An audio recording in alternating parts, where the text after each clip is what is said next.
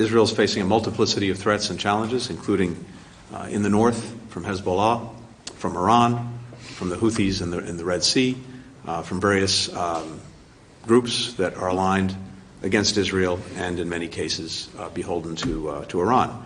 So the President's been very clear from day one that he will do everything he can to make sure that Israel has what it needs to effectively defend itself against these threats. More on that later, but first, it's too close to call in deep red Central Virginia, where votes are still being counted in a GOP primary. House Freedom Caucus Chair and Virginia Congressman Bob Good is trying to hold on to his seat, with less than a point separating him from his challenger, State Senator John McGuire, who ran with the support of Donald Trump. Good angered fellow Republicans by trying to push out former House Speaker Kevin McCarthy, and hurting him within his own party even more. Good endorsed Florida Governor Ron DeSantis in the Republican presidential primary. Joining us now to talk about this race and more, the Hill's Niall Stanage. Niall, let's get right to it. This race could not be any tighter. Give us a sense of just how close these two candidates, Good and McGuire, actually are here. Oh, it's exceptionally close right now as we speak. The margin at the moment is just around about 300 votes out of approximately 60,000 cast. So we're talking about roughly half a percentage point. One issue to perhaps mention, Margaret, is that in Virginia, a candidate who loses by less than 1 percentage point can demand a recount. So even if this race ends up being called by this narrower margin, we could be headed toward a recount. What other results stand out to you this morning about the votes in Virginia? Now, there was a Senate GOP primary for the race to take on Senator Tim Kaine, correct? Yes, that's right. And Hung Kao, the former Navy captain, won that race. Now, Mr. Kao previously lost a House race to a Democrat, and he will face an uphill battle. It's true that Republicans are sort of trying to evince some kind of bullishness about Virginia, but I think that's a big uphill climb. Senator Tim Kaine, who obviously was Hillary Clinton's running mate back in 2016, won his Senate race last time around in 2018 by about 16 points. So that, I think, demonstrates the gradient that Republicans have to climb in the Commonwealth of Virginia. And of course, Democrats really need to retain that seat to retain control of the Senate overall. Now, another closely watched primary down in Georgia, where Charles Hand, a convicted January 6 defendant who served prison time, lost a GOP primary runoff. He's among a handful of candidates who have run for Congress and where they were also convicted for crimes related to January 6. Now, is this just too much of a hurdle for voters? Well, one would hope so, in a sense. I mean, one would hope that participating in an attempt to overturn a presidential election would be a disqualifying factor. Now, it isn't always, clearly, but this loss was, for this man who was convicted of a misdemeanor relating to January the 6th. He did lose to a former Trump administration official, so it's not as if, the remnants of the old establishment Republican Party made a comeback. But voters in Georgia here did appear to balk at someone who had actually been convicted of a January the 6th offense. Niall, 11-term Oklahoma Congressman Tom Cole won a 5-way Republican primary outright and avoided an August runoff last night. One of his opponents, a well-funded political newcomer there. Talk about the amount of cash spent on this race and just how much work did Congressman Cole have to do to preserve his seat? Well, the congressman was clearly playing it safe or taking nothing for granted. He actually loaned his own campaign $5 million for an incumbent in a House race. I mean, that's obviously very, very significant. That allowed him to win fairly comfortably in the end. That's a reminder, I think, of the advantages of incumbency in many cases, even as we're at a political moment where there's a lot of dissatisfaction with the status quo. It still is, broadly speaking, an advantage to be an incumbent in a House race. These are some headlines out of Washington. A report from Axios claims the White House canceled a high-level U.S.-Israel meeting on Iran that was scheduled for Thursday after Israeli Prime Minister Benjamin Netanyahu released a video this week claiming the U.S. was withholding military aid. Now, has the White House responded to this report, Niall? Yes, it has. The White House Press Secretary, Karine Jean-Pierre, at Tuesday's briefing said that she and the administration simply didn't know what Mr. Netanyahu was talking about. The State Department, for its part, talks about the fact that there was only one arms shipment that has been paused and is still being reviewed. The way Mr. Netanyahu put it in that video that he posted implied that the United States had been sort of withholding significant tranches of military aid. That, at least according to the administration, is simply not the case.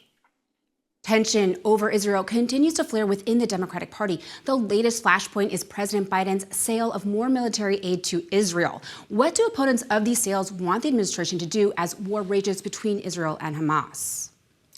At a minimum, I think they want to condition military aid upon Israel reining itself in and behaving in a way that seems less likely to draw credible accusations of war crimes.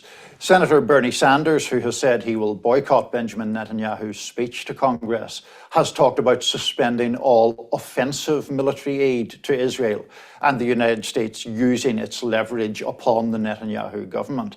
The emphasis on offensive military aid, I take to mean that he wouldn't give armaments that can be used against the Palestinians, but he would not prevent things like, for example, the so-called Iron Dome that protects Israeli cities from missile attacks from outside its borders. Now, right now, the White House is pushing back against videos of President Biden, which critics are using to suggest that he is mentally and physically unfit for office. The White House accused some of these videos and the makers of these videos of being cheap fakes edited to mislead viewers. How much of a problem is this for Biden during his re-election bid? I think there are two things that have to be disentangled. One is videos that are misleadingly edited, and the second point is President Biden's age and the widespread concerns about his capacity to effectively serve a second term. We see from polls that even a significant number of Democrats, as well as independents and Republicans, do have qualms about the president's capacity to serve that second term. Now, that is a different issue from misleading or deceptive videos, which are an element of misinformation and disinformation that our politics, I think, is increasingly vulnerable to. Thank you. The Hill's Niall Stanage. Thank you. Juneteenth, also known as Emancipation Day, commemorates the end of slavery in the United States. It has gained new prominence as the nation continues to wrestle with race relations. And now, leading Black advocates say this is the time to push for widespread political changes and protections for Black Americans. The Hill's race and politics reporter Cheyanne M joins us now. Cheyanne, leading advocates say it's time to push back on what you've said appears to be backlash to Black success. How can they use this legacy of Juneteenth to do this, and what else needs to be done? Absolutely. So right now, what we're seeing from the Congressional Black Caucus is they're using this week around Juneteenth to be a week of action. So they're holding events in their district, really encouraging Black voters to cast their ballots in the upcoming election, hearing what their top issues are, really trying to push their Building Black Wealth agenda. So the Congressional Black Caucus is trying to use the legacy of Juneteenth and what those enslaved individuals did to build this country to turn around and say to Black voters today, it is your right to have these successes that your ancestors died for.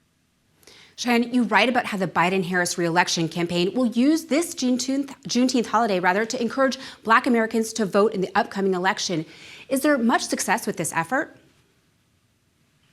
So this really shouldn't be surprising. We have seen President Biden struggling in recent polls with the demographic of Black voters, particularly when compared to previous Democratic candidates' success with Black voters.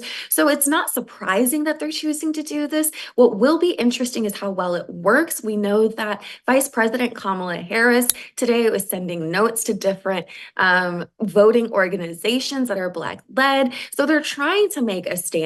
What will be curious for me is to see how many respond to the use of Juneteenth to urge other Black voters to vote. Now, Cheyanne, the Juneteenth episode of your podcast, The Switch Up, is out today, delving deeper into the history of Juneteenth, why we celebrate it, and how leading Black voices are using the day to highlight Black political power. Where and when can we see that?